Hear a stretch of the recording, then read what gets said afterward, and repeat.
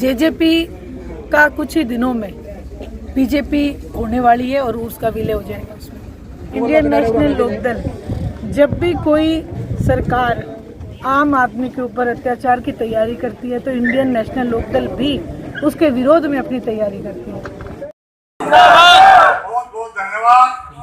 बहुत ही आदर मान के पात्र आज की मुख्य अतिथि हमारी पुत्री समाज और प्रदेश की आज महिला की बागडोर इनके हाथ में श्रीमती सुनैना चौटाला जी। परिचय की मोहताज नहीं हमारी ताई कंडेला वाली। मैं इनको सुदेश जी कहती हूँ क्योंकि इनकी उम्र में उनको ताई को इतनी नहीं है। हमारे जो किसानों को इन्होंने जो संघर्ष किया वो काबिल तारीफ। साथ ही साथ मैं बलराज जी मेघूरा अभी मुझे बता रहे थे कि कुछ गांव में क्योंकि यहाँ के उप मुख्यमंत्री आपके सीएम जो है कई जगह ये बात कह के गए हैं कि यदि इंडियन नेशनल लोकदल के कार्यक्रमों में जाओगे तो आपके काम नहीं करवाए जाएंगे।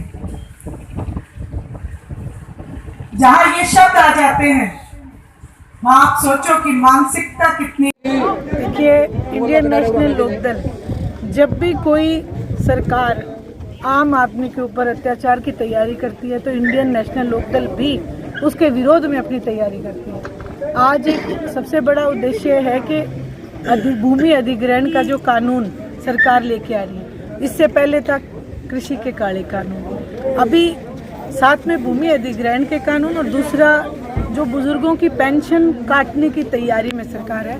हम लोग उसके विरोध में संगठित होने और अपने लोगों को संगठित करने की तैयारी में हैं। और साथ ही साथ जो इंडियन नेशनल लोकदल है वो अपने कार्यकर्ताओं का हौसला अफजाई करने के लिए हमेशा तत्पर रहती है। और जितने भी इंडियन नेशनल लोकदल के कार्यकर्ता हैं, आज हर एक कार्यकर्ता इसी उमंग में है कि आने वाली सरकार हरियाणा सरकार चौधरी ओम प्रकाश जी चौटाला की इंडियन नेशनल लोकदल। जेजेपी की तरफ से जो बुजुर्गों की पेंशन बढ़ाने का जो पहले क्रम से वो आश्वासन दिया था वो अभी तक पूरा नहीं हुआ, तो इस पर क्या कहना चाहिए? देखिए, मैं किस बात की प्रतिक्रिया आपको दूं।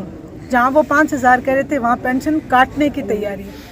वहीं एक आपने युवाओं के लिए 75% का जो एक कानून वो पास करने जा रहे थे उसमें ऐसी खामियां छोड़ दी गई कि उसको कोर्ट ने रिजेक्ट कर दिया।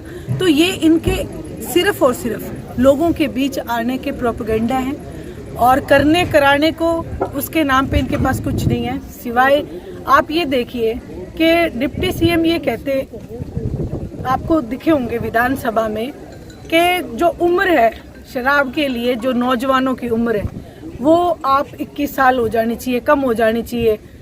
लेकिन वही अगर वो बेरोजगारी के ऊपर इसका स्टैंड लेते तो शायद नौजवानों की वहाँ मदद होती।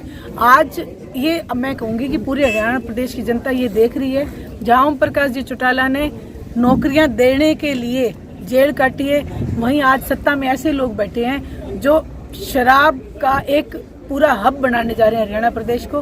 तो हम लोग इस चीज़ के खिलाफ हैं। जेजेपी का कुछ ही दिनों में बीजेपी होने वाली है और उसका विलय हो जाएगा उसमें। तो विकास के मामले में जो विधानसभा क्षेत्र उचाना वो काफ़ी पिछड़ा हुआ है, जी क्या प्रतिक्रिया? देखिए, उचाना हल्के का विकास आज तक जब भी हुआ है इंडियन नेशनल लोकदल की गवर्नमेंट में चौधरी ओम प्रकाश जी चौटाला के कार्यकाल में हुआ है। उसके बाद से चाहे वो कांग्रेस की गवर्नमेंट हो चाहे वो भारतीय जनता पार्टी हो, मुझे कहीं भी आज जहाँ भी जाती हूँ लेडीज़ की, कहीं कहते हैं हमारे पानी नहीं है, कोई कहती है सर पे छत नहीं है, कोई कहते हैं गाँव में जो सड़कें नहीं बनी हुई।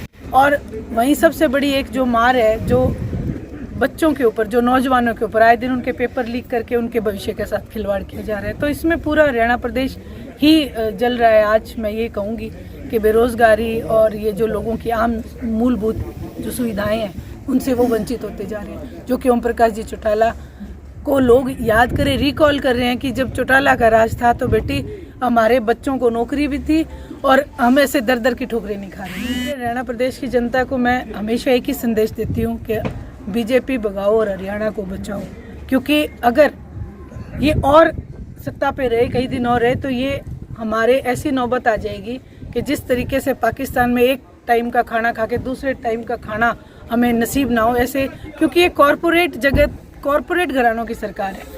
वहीं आज देखो महंगाई में आप सिलेंडर आए दिन महंगे कर देते हैं, पेट्रोल डीजल महंगे कर देते हैं। वहीं आपने बजट में देखा होगा कि कॉरपोरेट घरानों का जो टैक्स है वो कम कर दिया गया है। तो मैं कहूँगी पूरे हरियाणा प्रदेश की जनता इनकी मंशा को, इनकी नीतियों को समझे।